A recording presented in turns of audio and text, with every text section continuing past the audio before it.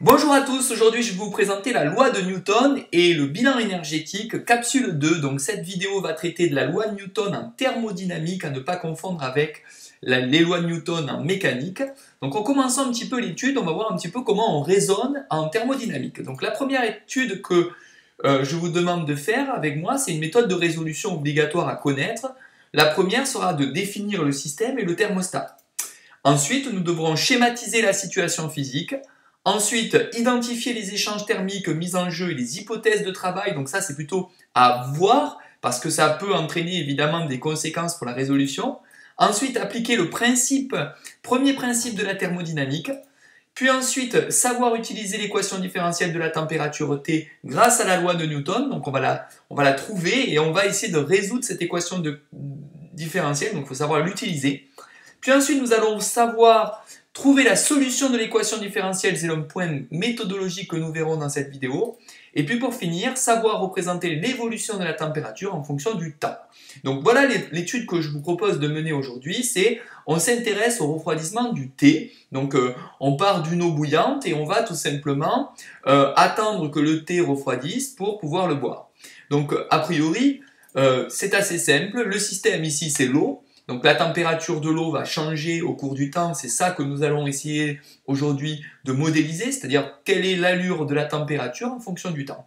Et nous devons identifier le thermostat, parce que dans la loi de Newton, il apparaît la température du thermostat, et le thermostat, c'est généralement un système très grand dont la température reste constante, et ici évidemment, le thermostat c'est l'air, c'est-à-dire l'air environnant, lui ne va pas changer au contact de l'eau bouillante. Donc ensuite nous allons étudier donc le point 2 et le point 3, c'est schématiser et revoir un petit peu les échanges thermiques que nous pouvons avoir. Donc ici il y a des phénomènes de convection à la surface ici de l'eau. Alors pourquoi je dis à la surface de l'eau? Parce que justement les hypothèses de travail sont les suivantes. Le système est supposé ici incompressible, ça veut dire qu'il n'y a pas de variation de volume. C'est-à-dire que l'eau, au cours du temps, va rester, on va supposer qu'évidemment la vaporisation n'engendre pas un changement de volume d'eau. Et on négligera aussi les pertes par conduction et par rayonnement. Et on vous propose ici d'étudier une paroi de casserole infiniment fine, ce qui suppose qu'on n'a que de l'eau ici et que le système perd de l'énergie thermique par convection. Ok, très bien. On va maintenant appliquer le premier principe de la thermodynamique. Alors le premier principe de la thermodynamique, vous l'avez vu, on peut soit l'étudier de manière un petit peu, on va dire, plus simpliste, delta U égale W plus Q. Nous allons, dans ce cadre d'exercice, utiliser les différentiels, c'est-à-dire des variations infinitésimales. Donc là, on parle de différentiel de l'énergie interne, donc c'est une variation très très petite de l'énergie interne. Ça s'appelle un travail élémentaire et ça s'appelle l'énergie thermique élémentaire. Donc c'est comme cela que nous allons faire un bilan énergétique, c'est-à-dire que nous allons parler de petites variations.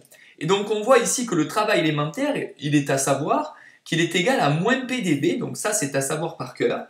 Et dans le cadre ici d'un système incompressible, on voit bien que cette variation de volume, elle sera nulle, et donc ce terme-là devient nul, on en parle dans quelques instants. Par contre, l'énergie thermique élémentaire, évidemment, il y a des énergies thermiques, et une énergie, c'est une puissance fois le temps.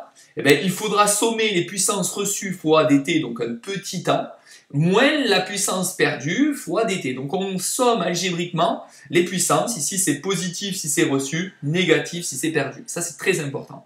Et donc on pourra retenir que pour un système incompressible, la variation de volume est impossible, donc que delta W égale 0, ça veut dire que le travail élémentaire est nul, et ça sera à retenir.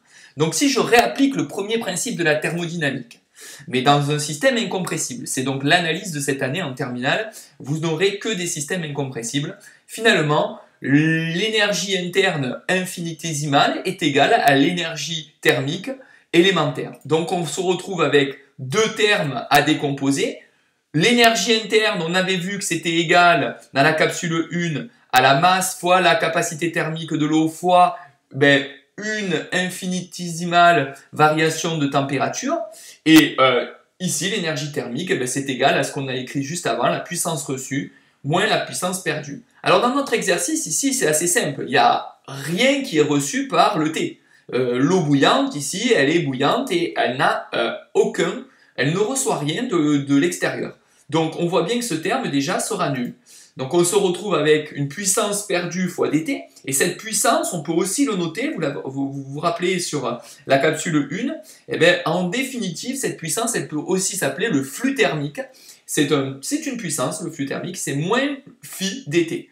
Donc on voit bien qu'on peut faire une égalité ici, et cette égalité, on appelle ça, donc déjà on va rappeler la loi de Newton. Donc déjà la loi de Newton, c'est justement le flux thermique, c'est égal à H, un coefficient de convection, pardonnez-moi, que multiplie la surface évidemment avec le thermostat, et les températures. Alors T de T, c'est la température évidemment de l'eau qui va évidemment changer au cours du temps, et la température du thermostat, ici elle est toute trouvée, c'est l'air. Donc on voit bien qu'on pourra écrire ici que phi c'est la puissance perdue par convection, H c'est le coefficient de convection, S c'est la surface en contact avec le thermostat, et la température, variation de température, c'est une température en Kelvin.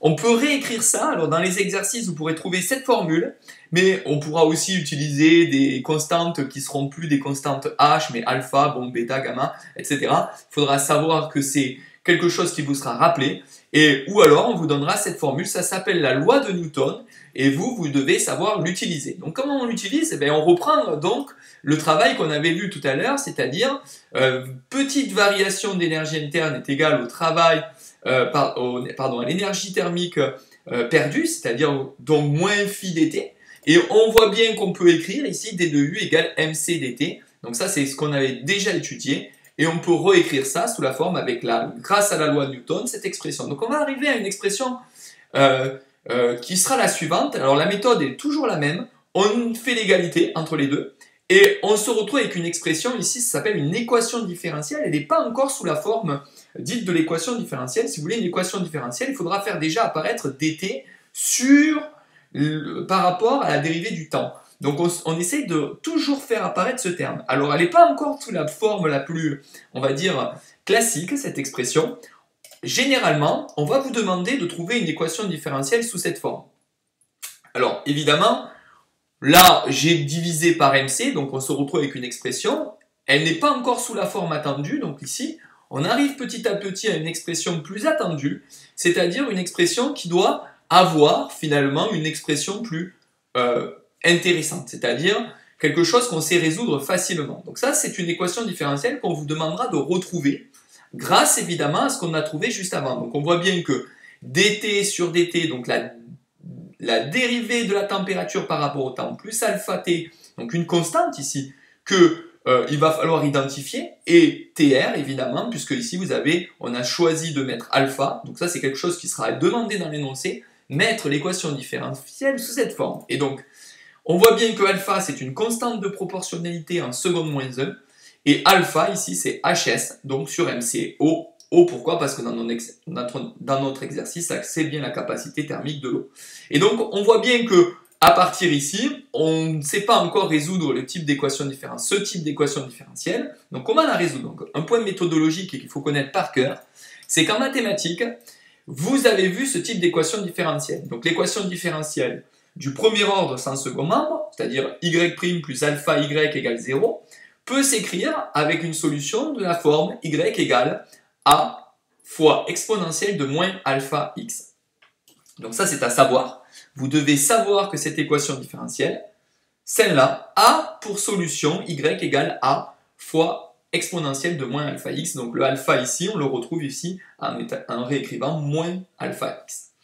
Deuxième chose que vous devez savoir, c'est que si cette fois l'équation différentielle étant, donc on dit premier ordre parce que c'est dérivé une fois, sans second membre parce que c'était égal à 0, ici premier ordre parce que c'est dérivé une fois, avec second membre parce qu'ici on a un terme qu'on appelle bêta. Alors la solution est sous la forme y égale a exponentielle moins alpha x plus b.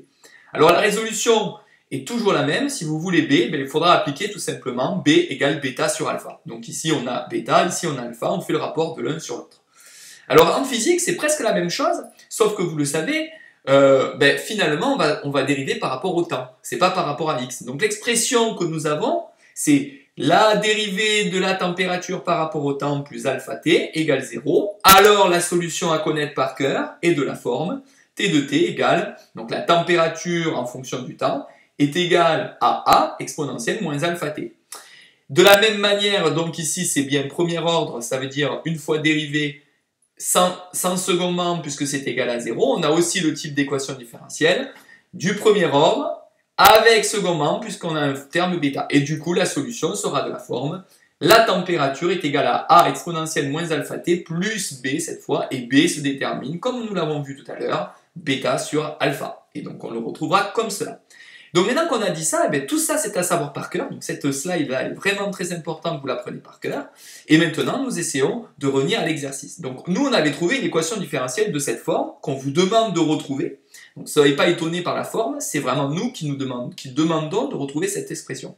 Une fois qu'on a trouvé ça, eh bien on sait que ça peut se réécrire sous cette forme. On retrouve bien une équation différentielle du premier ordre avec second membre, où alpha et bêta sont connus. Puisqu'alpha on l'a trouvé tout à l'heure, et bêta, eh bien tout simplement, on peut l'avoir, puisqu'évidemment, il nous suffit de rappeler que bêta c'est tout simplement alpha TR, et donc on voit bien qu'on a directement alpha et bêta. Donc la solution de cette équation différentielle est de la même forme que celle que j'avais écrite dans la slide juste avant, avec B égale bêta sur alpha. Donc si on reprend évidemment l'expression bêta étant égal à alpha TR sur alpha, on a bien B égale TR. Donc on va pouvoir réécrire cette expression sous cette forme, A exponentielle moins alpha T plus TR, et il ne nous reste plus qu'à trouver A qui est en vert, qui est une condition initiale. Donc on va regarder un petit peu comment on résout ce type d'exercice. Comment trouvons A? Eh bien, comment allons-nous trouver A? Eh bien, il va falloir faire la constante A se détermine d'après les conditions initiales à t égale à 0. On se met à t égale à 0, du coup, on met exponentielle de 0 qui fait 1, je vous rappelle, exponentielle de moins 0 ou exponentielle de 0, c'est pareil, on trouve 1. Donc on va se trouver avec A plus TR. Donc ça, c'est ce qu'on appelle la solution mathématique. La solution mathématique, c'est ça. Et c'est égal à une solution physique. Évidemment, physiquement, à t égale à 0, ben, la température du T est bien une température d'ébullition. Et donc, on écrira T ébullition. Et donc, on a A égale TR égale T ébullition. Et on trouve évidemment A. Donc, une fois qu'on a fait ça, évidemment, on a la vraie solution de l'équation différentielle. C'est-à-dire ceci, en remplaçant A par l'expression. Donc ça, c'est la réponse qui était attendue ici, qu'il faut savoir retrouver. Et puis ensuite, on va vous demander souvent de représenter l'évolution de la température en fonction du temps. Donc la méthode est toujours la même. Elle consiste à étudier deux limites. Quand t égale à 0, on a évidemment, on reprend cette expression et on met exponentielle de moins 0, ou d'exponentielle de 0, donc ça fera 1. On voit que les TR et les TR se simplifient, on se retrouve avec T ébullition. Et puis, même travail quand t tend vers l'infini, on se retrouve alors avec, quand t tend vers l'infini, t exponentielle, donc exponentielle de moins l'infini, ça fait 0, et on se retrouve directement avec TR. Donc ça nous fait ça. Pour la résolution, c'est facile, on trace t en fonction de la température, le temps en secondes. On s'interroge, à t égale à 0, j'ai bien t ébullition. Lorsque je suis, quand t tend vers l'infini, j'ai TR. Évidemment, TR est plus bas que t ébullition. Et on se retrouve avec une décroissance exponentielle. Voilà, la vidéo est terminée. Beaucoup de choses à savoir, beaucoup de choses à savoir faire. Je vous demande de bien connaître cette vidéo parce qu'elle est très très importante. Bien entendu, on fera attention au code couleur, vous faites attention, vous faites des schémas 1/3 de page, vous appliquez, vous recopiez absolument tout. Bon courage pour cette vidéo et on aura une activité qui ressemblera très fortement, donc vous aurez besoin de savoir faire cette tout simplement diapositive avec cette capsule 2. Bon courage à tous, à bientôt.